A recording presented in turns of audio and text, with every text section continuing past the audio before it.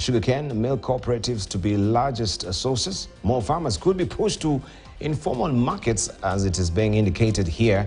And just so you know as well, January power prices will increase by 16.5% on fuel. Forex charges as well. Kenyans will pay as much as 16.5% more in electricity prices this month after the energy regulator raised fuel and foreign exchange charges on the commodity in what is set to slow down the easing of the cost of living recorded in recent months. And this is what we are turning our focus on and much more as well. We just want to navel gaze on some of these issues that are being put to the fore. It seems every year and every month we'll be waking up to new taxes as well. Now this is a crop tax, the withholding tax that a farmer also will be paying. And just to continue that particular notion, if I may just come to you, Dr. Shema Chodho, maybe just to give you input as well. We know that this month is when we have also the electronic tax invoice management system being rolled out. So if you're not actually on board, you will be disadvantaged in terms of doing business, taking your tax compliance, moving forward. So we understand even for Mama Mboga, yes, she has to be on board. Yeah. Right. Yeah, I understand KRA says so far only 1% of the companies have onboarded. I think the deadline has been pushed to March. But it's also the month that we are having that the visa-free entry into the country. And it's not always a comment government, but I think in migration department, the PS, the Director General, they seem to be doing something right. But back to the main issue, the bar of the executive and judiciary and the economy generally. Even though it looks so gloomy, let's also celebrate the few positives. It was incredible. Kenya was reported a week ago as the third most attractive place to invest. Whatever data that was used notwithstanding, I think that's something positive. But having said that, the BAL, I think let's play with anything. Any organ of government, even the executive, the legislature, but not the judiciary. And even though some have said, yes, the president has the tribunal to use, for me, the more important instrument he has is the Constitution. He's the one who swore to defend and protect the Constitution. And it's the Constitution that creates the judiciary. So the BAL, this is not idle matter. And it's commendable that nearly all the voices, except government, is saying, no, that's the wrong way to go. We're going downhill. We better stop at some point and take a turn and take a relook. In fact, sometimes I say, could it be that the leadership knows something that we don't know? Could it be a ploy, to say, well, eventually if something doesn't work, blame it on the judiciary? That's also something. I think Kenyans, there's what we call the red herring. Sometimes you're being led in a direction and everybody troops in that direction, yet the goal and the motive is different. But the president also said something very important, and I agree with part of it. He said our three big problems. One is incompetent leadership. For me, I would say it's leadership. Incompetent being part of it. Because it may not be that true that all our past leaders were incompetent. I think it's a leadership issue, but of different, for me, it's a little broader than just incompetent. He talks also about vested interests, and I fully agree, and he talks about corruption. I agree with him that, like me, corruption is number 3 among our problems. Where I don't, where I part ways is, for me, the number 1, which is not mentioned, is leadership and impunity. Impunity, the fact that some people are expected to follow the law, but others, all animals are equal, but some are more equal than others. If we are not going to follow the rule of law, the fidelity of the law and the sanctity of the judiciary, they say, is it Caesar's wife, for those who did literature? We must not play with the judiciary, and we must protect the Constitution at all costs, particularly this administration, knowing where we came from, where we've been the past number of years with disputed elections. the courts, particularly the Supreme Court and the higher courts, are not anything you want to play with. But that said, the bar, and I must admit, like all my colleagues have, that it's not that there is no problem in the courts. In fact, for me, I would say it's not just the court alone. The entire system of justice, administration of justice, from the PPP, the Office of the Prosecutor, to the EACC, to the National Police, there are problems. But it's also, it may not be fair to generalize. I don't think it's right to say all judges are corrupt, all policemen are corrupt. There are few, there may be very few indeed, particularly in the police force, but they're very good, credible lawyers, they're very good, credible judges, and so on and so forth. How we separate them and how we increase the critical mass among the good ones, for me, should be the preoccupation. But even as we seek to sanitize what is wrong, and for the judiciary, despite its faults, and I think when polls are done, Kenyans have rated the judiciary relatively high. Personally, I have a fair amount of confidence in the bulk of the judiciary, despite a few rotten eggs, which nobody can deny exist. And we need to find a way to cleanse it. But let's cleanse it the right way. Finally, I would say that technology has a major role to play in this regard. And I like the idea of government moving in that direction. Sometimes technology helps in stemming graft. Of course, technology can also abet corruption. But technology, if we moved forward, I remember a friend of mine was telling me that some people are resisting automation, partly because they were used to, as Jim was saying, you know, there are people who would come to the office at 9 o'clock, maybe 10 o'clock, 11 o'clock, they leave their jackets, their coats on the chairs, and they go out to do their personal business, and so on and so forth. In a number of professions, respectable ones included as well. So when you start to introduce automation where you monitor, and artificial intelligence, very important in this regard, they run away from it. But overall, as I conclude on this debate, I think what we need most, for me, if it was to be one thing, apart from the talk of impunity being our problem number one, the one I haven't mentioned is ukabila, and the president too hasn't talked about it. I think tribalism is a big problem in this country. Third is corruption, for me, that order, pecking order. But I would want to encourage our researchers to look through and try and quantify. Maybe these are the things Kipre should be doing. When we say one is a bigger problem, leadership is a bigger problem than another, do we have evidence for that? So that we focus on fixing the bigger problems, maybe before we fix the lesser ones. But having said that, above all this, value systems is so sorely needed in the country. And when we talk of bad manners and graft and all, it's not only in the public sector. We have it in the private sector, in the civil society, and so on and so forth. And it needs to be cleansed. But it starts and falls with leadership. So that's where I agree that poor leadership is our problem. Whether it's incompetent or just poor or selfish leadership, it's still bad leadership.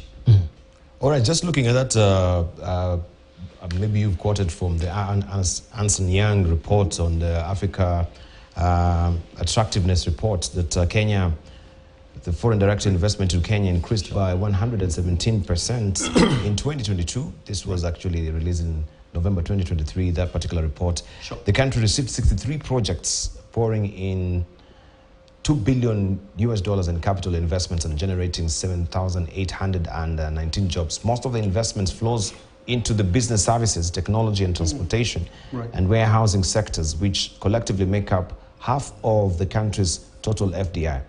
The US was the lead investor into the country with 14 projects valued at $748 million, generating 3,764 jobs. A single pharmaceuticals projects from the US, of course, accounted for the largest capital inflow and created more FDI-related jobs in the country than any other. But even just scrolling down, investors are attracted to Kenya's renewable energy sector. which is underlining the appeal of Kenya's clean tech sector to foreign investors. Several new projects and deals have been announced. And I just want also to go to see that particular deal that was signed yesterday, where the government of Kenya, in collaboration with the government of Japan, has signed an agreement that will ensure construction of infrastructures such as roads and bridges in the country. Speaking after signing the agreement, Transport Cabinet Secretary Kipchumba Murkomen says the projects will help address traffic congestion and road carnage. Murkomen also said the move will boost bilateral trade between Kenya and Japan. Let's just listen in. We are implementing also other projects around the Mombasa with JICA, which include a construction of a new berth in Dongokundu and the process and operationalization of the special economic zone in the Dongokundu. You know that we are doing also the bridge, the road and the bridge across the southern bypass in Mombasa that is going to give a seamless connectivity between Mombasa Island and Kwale County and Diani area. And we are, yesterday, for the first time, the bridge was fully connected. And therefore now, once we have seamless connectivity, we hope to complete fully the project in the next 2-3 months. And we're working to ensure that our part of commitment as a country is funded to make sure that this project is completed. Right, and President William Ruto also talked on the milk sector as well. This is in light to try and give a stern warning to milk cartels that their days are numbered. Speaking during the official launch of the modernized Nyahururu KCC factory in Nyahururu town, Laikipia County, the president stated that for years, dairy farmers have been scammed by brokers who buy the milk at very low price. The president added that in 3 months' time, prices of milk will remain constant at Kenyan shillings, I should say 50 shillings, despite the changes in weather patterns. And that is the latest development there. But we want to also see what is happening within the coffee sector. And this is where we have also the county of Machakos. If you may just roll up the script for me so that we can continue with that particular story, where we know Machakos County Governor Wavinya Ndeti has appealed for a debt waiver of 603 million shillings owed to coffee cooperative societies in the county. According to the governor, farmers in the region need the waiver in order to start on a clean slate. Speaking at the launch of Coffee Sherry Advance Fund in Kangundo, the governor urged the national government to reconsider plans to tax coffee farmers, adding that the farmers were already burdened with high cost of inputs.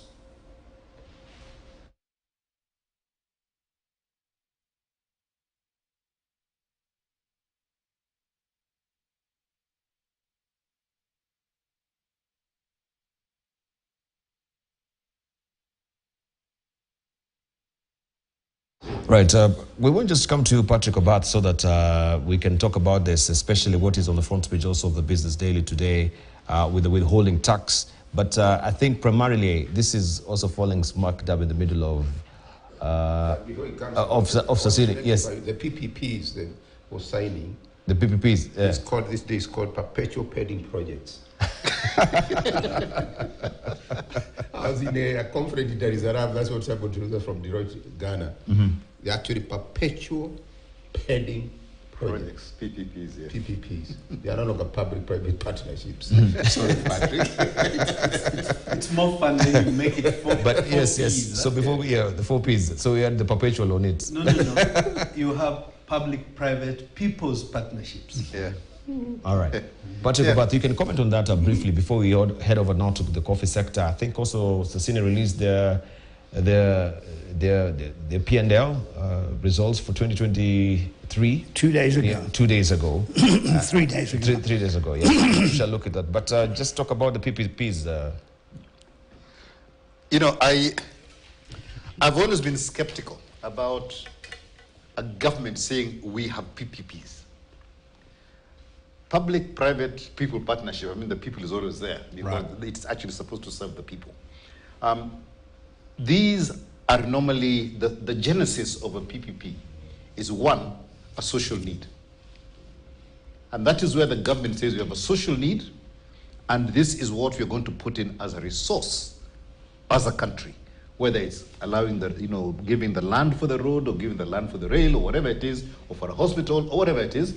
The government invests what it can without breaking the government's coffers. They'll only come with a little bit of money, right, to kickstart the whole thing. Right.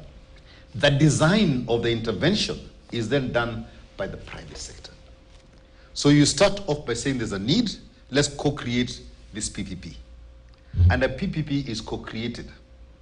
The way it is done now is that the government has done everything and they're looking for partnership with the private sector.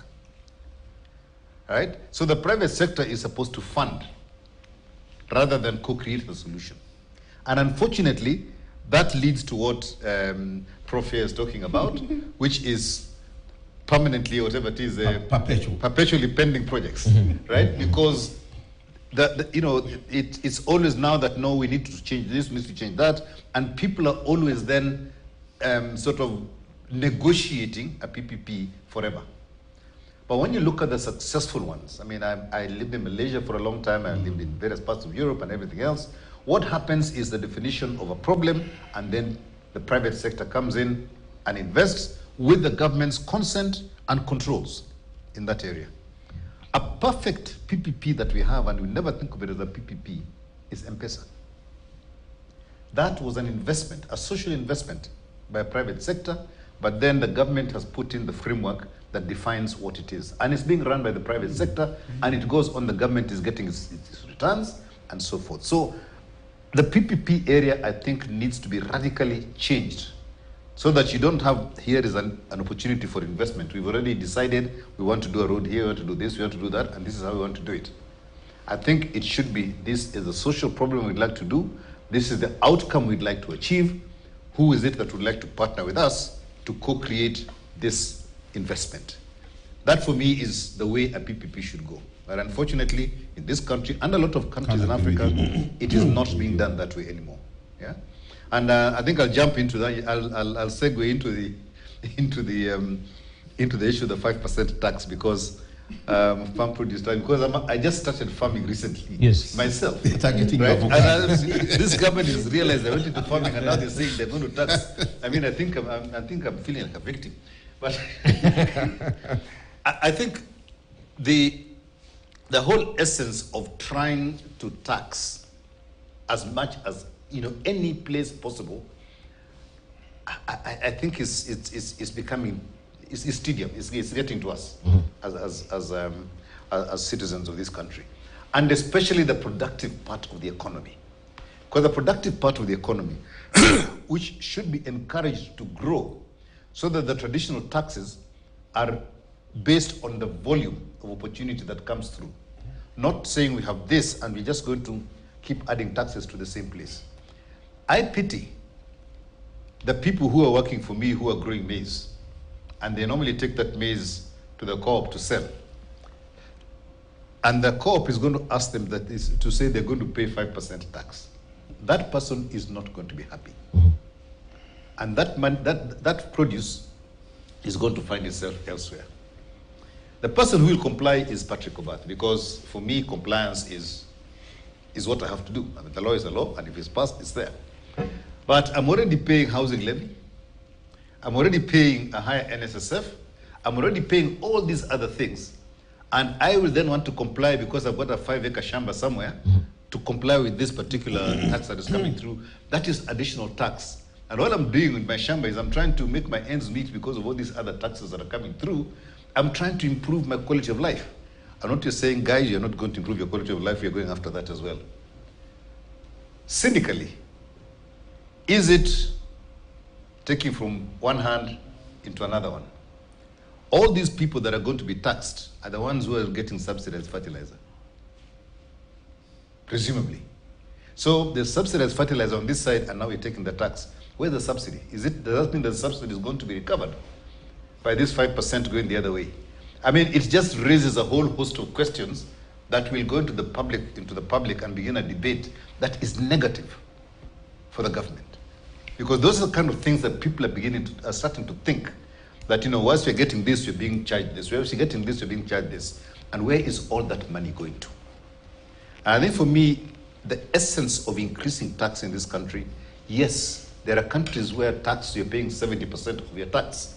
But you are seeing the impact of that tax on your day-to-day life. So you don't have to get out of your pocket to go and pay for things. Right. Countries like Sweden, Finland, Norway, tax is at 70+%. But you can see free education, you can see free health, you can see good roads, you can public services, you name it, everything else. The quality of life is there. But here, the tax is being extracted to fund the cost of government.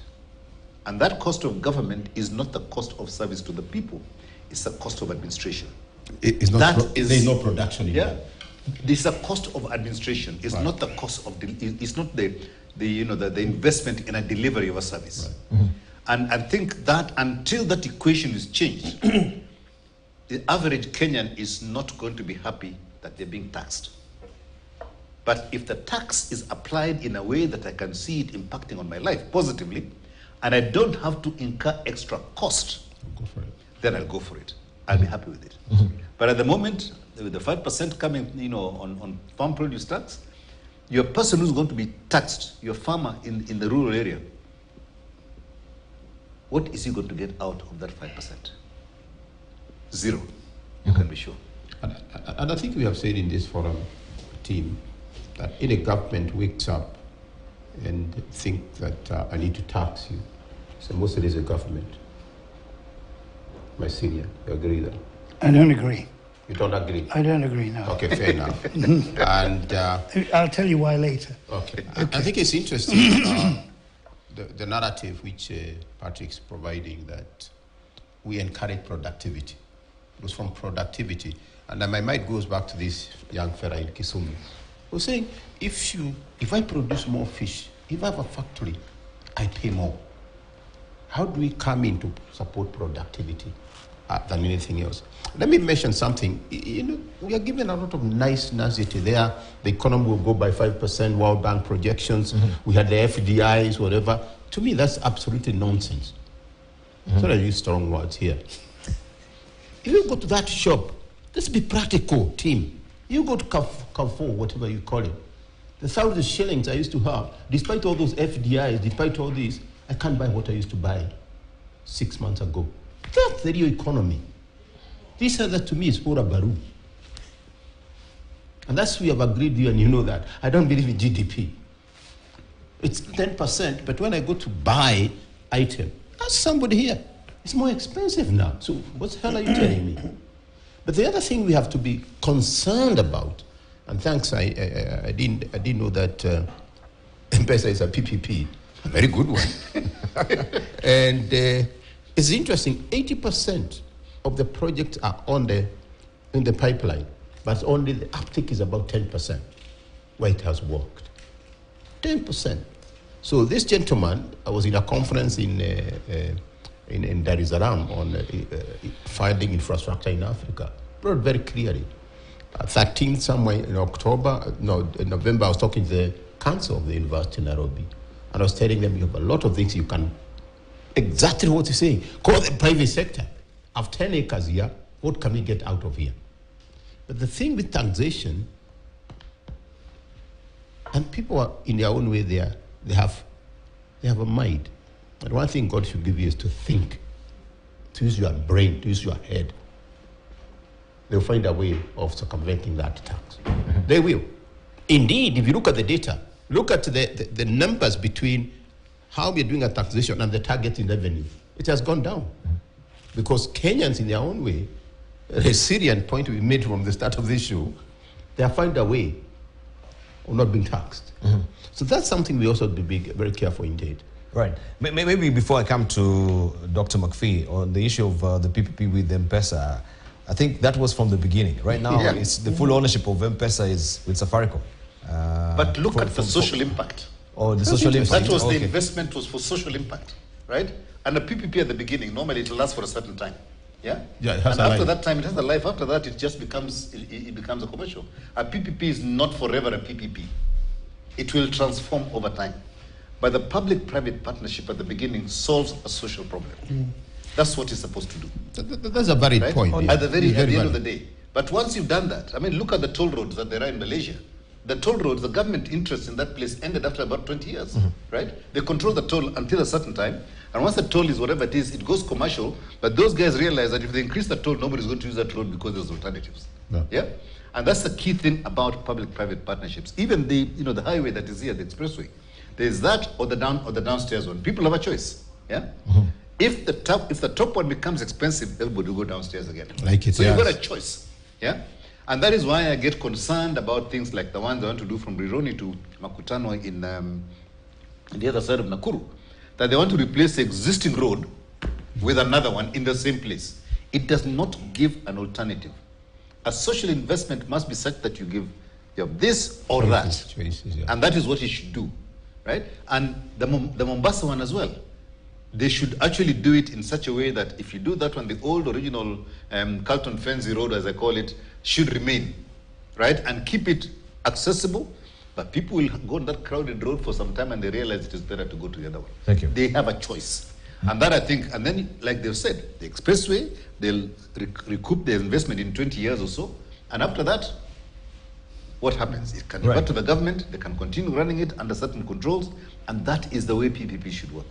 All right, let me just come to to Dr. McPhee, in light of what we have with the 14 billion shillings that the government is seeking from 5% farm production, how it will adversely affect also one of your farms. This is a senior, as just mentioned 3 days ago. You actually had the reports that you're raising dividends by half, despite 53% profit drop. And compared to last year, January, I think you recorded profit margins that was the highest in 7 years. So what happened between then and now? And how is this also the produce tax going to adversely affect what already is a dire situation within Sasini? Is this why he's the chair? Yes. Well, I have to be careful what I say because I've got to make sure I say the right thing.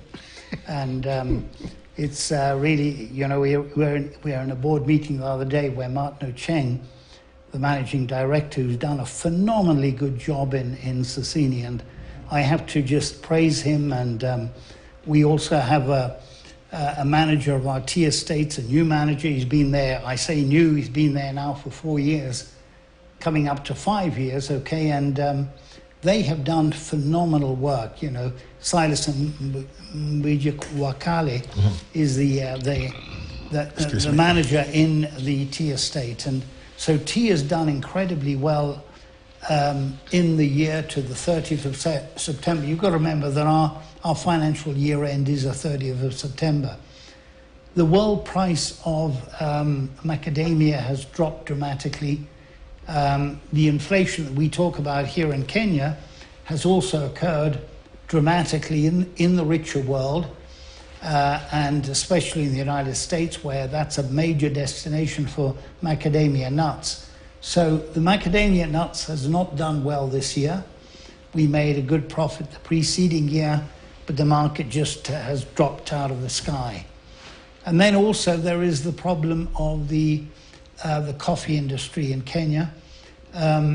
Brazil, after a number of years of not producing coffee because of COVID, because of floods, because of drought, they came back strongly, and the international price of coffee dropped from over $7 a kilo down to $4 a kilo.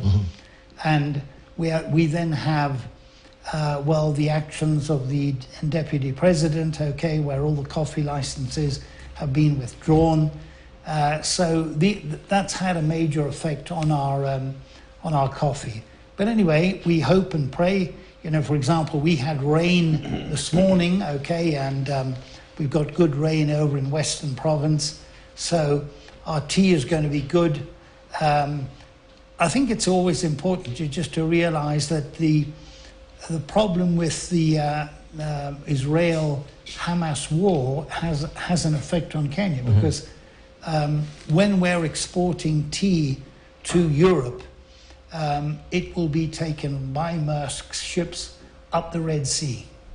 And now, of course, the Houthis are they've interrupted shipping on the Red Sea. The Americans and, well, the Europeans pulled out of this naval force that was going to protect the ships, but it's very, very difficult to protect those ships. So the result is that if ships have got to go round South Africa rather than through the Suez Canal or the Red Sea, it's going to increase costs, and that means that there's going to be problems. Even for avocados, when we export avocados, our avocados have done well this year, and Kenya is now, it's soon to be the biggest producer of avocados and the biggest exporter of avocados in Africa. But the problem is, if those can't be taken through the Red Sea to the destinations in Europe and so on, the fact is it's going to cost us more to get those avocados to Europe. So, external factors are having a real effect on this. But I think it's also important just to keep in mind that, when Patrick was saying that he's got his maize farmers now, what he will have to do, you see, is he will have to actually produce an income statement for the Kenya Revenue Authority. And it has been now legislated that if you don't have a tax invoice for the maize that he is buying from the little farmer, he will not be able to offset that expense against the price that he is paying, what he is earning by selling that maize. So what happens is that those little farmers are now being brought into the tax bracket. One could argue that this is something that happens in many other countries around the world, so therefore it is reasonable. And, I always feel that, for example, when the tea bonus is paid in Nyeri, the farmers, the money goes to the men, unfortunately. Who are the people who collect the tea? The women.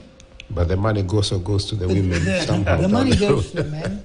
The bars are doing incredible, they really... Booming business. And also, let's face it, let's tell the truth here. All the prostitutes in Nairobi move immediately to Nyeri. So, and then we complain, hey, the price of fertilizer has gone up. Well, if you misuse your money, we know that this German tennis player is now bankrupt. We have footballers who were, millionaires. They're now bankrupt. Why? Because they've misused their money. So we're doing this on a national scale. Conspicuous consumption, as they call it. So the point is that we've got to change as a nation. We've got to understand every one of us has got to become more responsible. Now, what I'm suggesting is going to put some bars out of business. It's got those prostitutes will come and say, hey, McPhee, you're taking away, the market. What are you doing? But I think, you've got to realize that we have to expand our economy, okay? And the foreign direct investment is incredibly important. Kenya's an incredibly attractive place from outside. But why is Procter & Gamble leaving Kenya? Why is GlaxoSmithKline leaving Kenya? Because you come here and you have corruption from the Kenya Revenue Authority, from NEMA, from every Tom, Dick and a Wino. I admire, Patrick Obathia. He's the chairman of Java. Now, how Java makes money, when you've got a cash business and you're making money, you have a really well-run company. This is phenomenal. It's phenomenal what Java are doing in this country. And, the controls that you have there are just phenomenal. But, we've got it, doing business in Kenya from outside. Wow. People come to Kenya, I have an American friend, who says, Kenya's the worst city, Nairobi is the worst city I've ever lived in. I said, and someone, asked me, but that guy, why is he living here then? If he says this is the worst city in the world, I say it's the best. We got the best climate. I try to keep away from, these people, the policemen on the roadside, and I try to be very, very careful and make sure I obey the law so that I'm not bothered by them. But you know, wow, living in, I'm going to have lunch next Monday with someone in a restaurant up in Lavington. Okay, this is a guy who used to work with PricewaterhouseCoopers. Okay, he's now invited me along. So, but anyway, you know, we have restaurants. You know, Nairobi's a fantastic place to live in. You know, indeed. If this man here lives in Juba now, and you know, Paul here, this is why he's losing weight. You know, so, not Christmas, eh? So you know, the point is, we have so much going for us. Yeah. I have a past student. I'm going to have lunch with her and her husband tomorrow in the university, and she actually has become a South African citizen.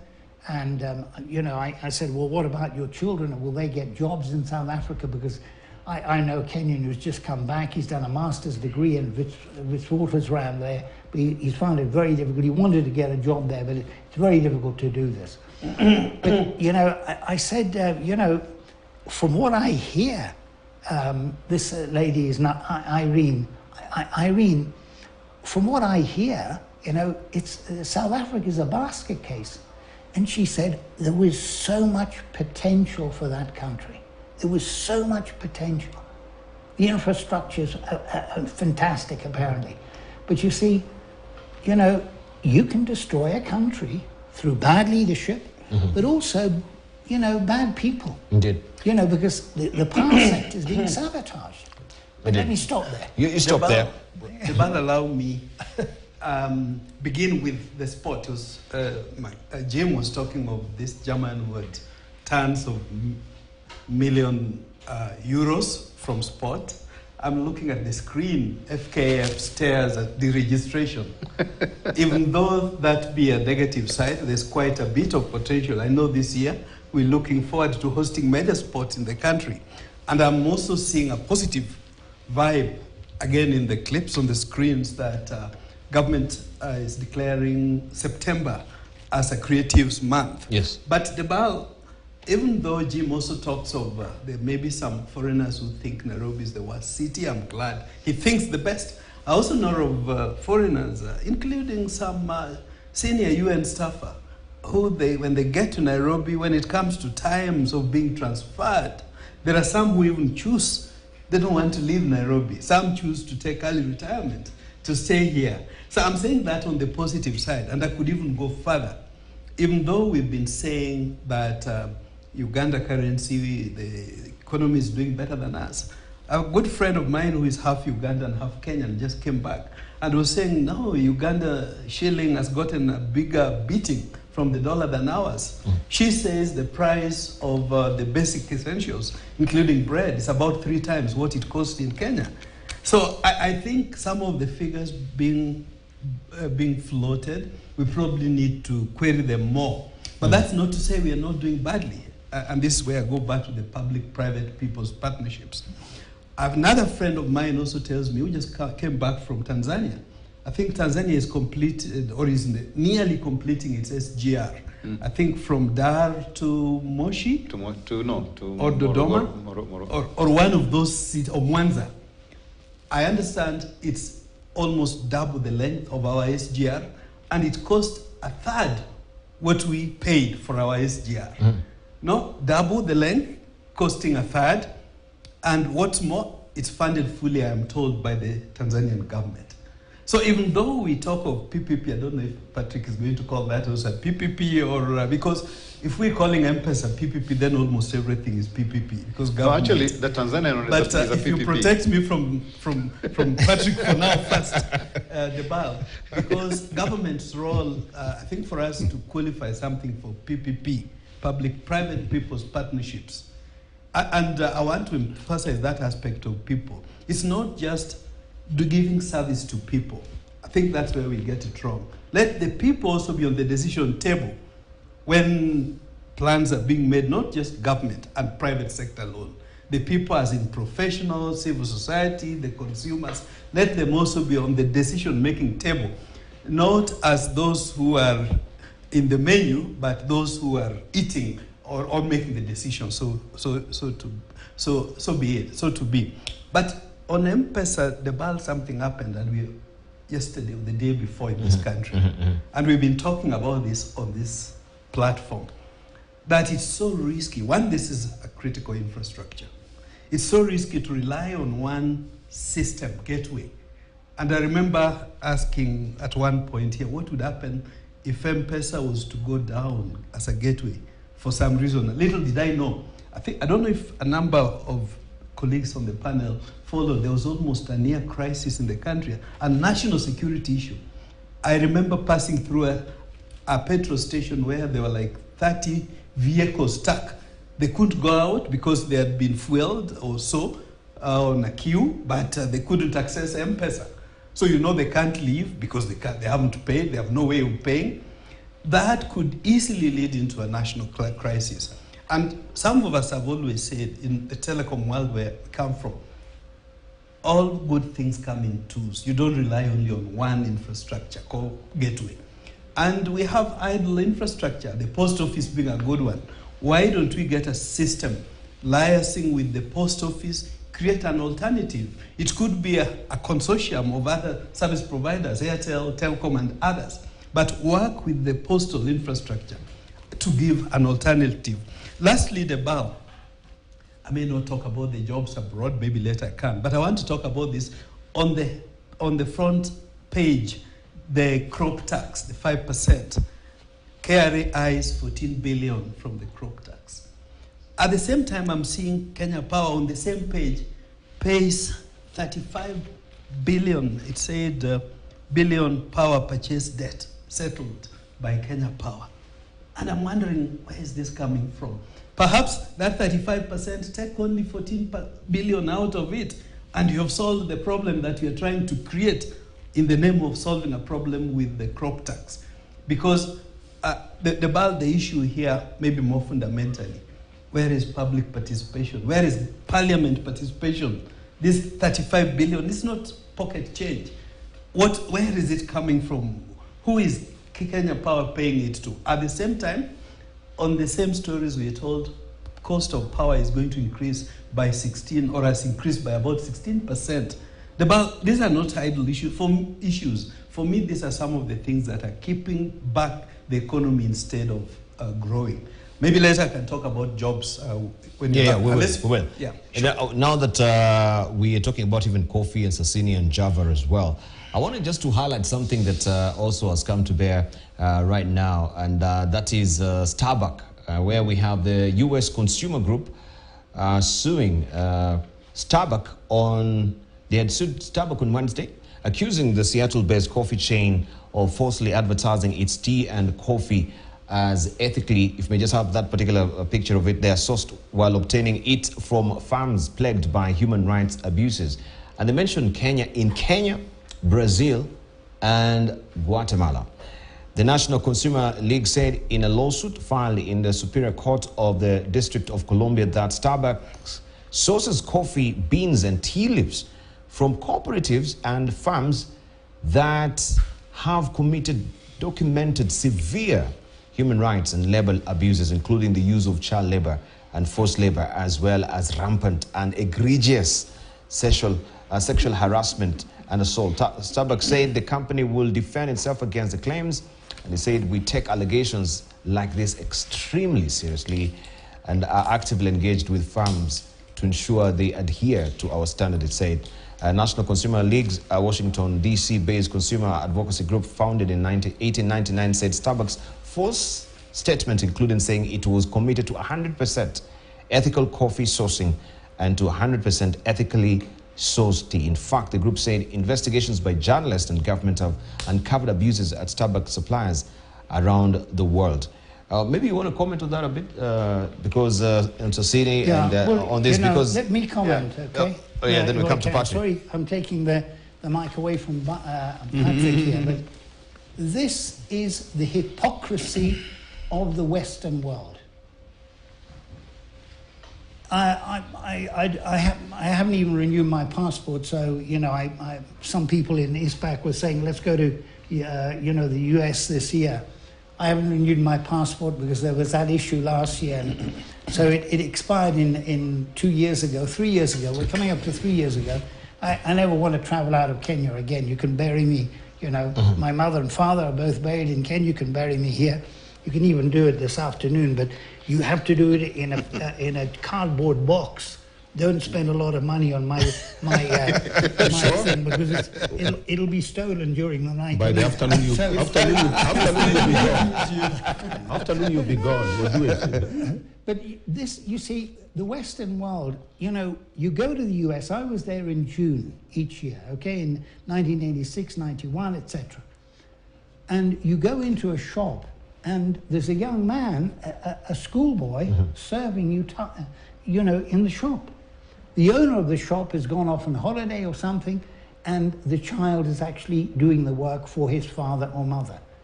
And I remember once, you know, many years ago, I was doing an audit of Tinder at Tea Estate, and, you know, I discovered that one person had collected about 4 times the amount of tea that all the other people had collected.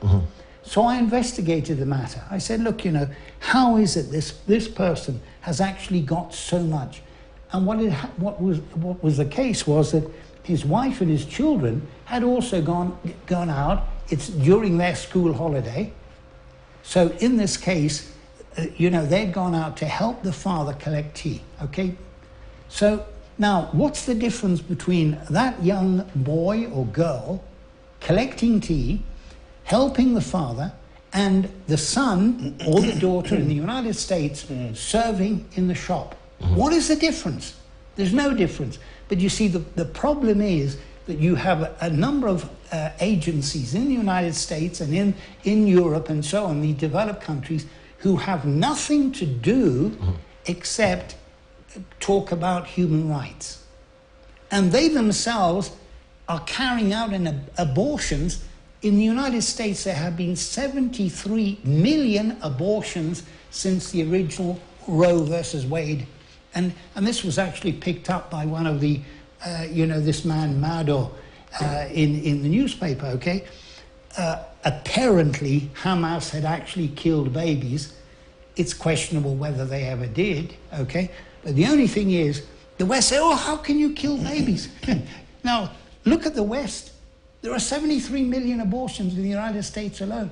When you take the rest of Europe, this is the case. You know, they're killing babies. So don't talk to me about human rights. Mr. America, Mr. UK, Mr. Germany, please go home and solve your own problems.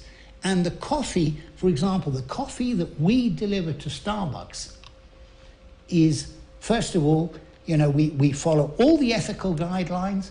This is where Martin O'Cheng is very, very strong on trying to have gender equality, you know, paying people not the minimum wage, paying them a living wage. So here we have people, you know, now there are obviously crooks in every society, okay? You know, the United States is full of crooks, you know, you have people shooting one another and killing one another and committing suicide. Well, you know, maybe they didn't commit suicide, someone killed them. But anyway, we have all these problems in the US. Don't come to Kenya and tell us that we are not upholding human rights. Go back home. Impunity. Hillary Clinton comes to Kenya, oh, you got too much impunity here. What? Hillary Clinton, she's a person who is got the most impunity in the United States. So these reports, you know, that come out and start accusing people left, right, and center, this is people who have time on their hands, who are clever people. They can write about all sorts of things, but they make accusations. And, you know, some of the things that I was saying a little bit earlier, you know, Shem told me here, now wait a moment, this. And I had to correct myself. Sure. So, but, you know, the US, the Western world is just totally hypocritical. Totally. Even Francisca Sorem. When I told her, you know, look, Putin is my hero, she looked and said, man, why? Because she's been brainwashed by the media in the United States that Putin is the most evil man on the face of the earth. And they don't realize, well, she now actually is working for the military complex because it was too much work for her to stay in KPMG, so she's now gone into industry in the US, okay, where the salaries are bigger, and, well, you know, as I say, they're building, she even said, you know, we're building a smart weapon. That's the United States. They spend more on their military. Okay. But what is really informing this? There was a revelation about the BBC, the investigation they did carried out before. Then we had the T firms, James Finley also being incriminated on this as well. So there's a documented evidence. There are people who are hell-bent on creating, on making money. Maybe before you latch on it, I think my music is up, so my director is just cueing me in that, I should be taking a short break. So when we circle back, we shall actually begin with you, Patrick Opath, to just also tell us more on when we have such allegations also, how does it affect the supply chain moving forward?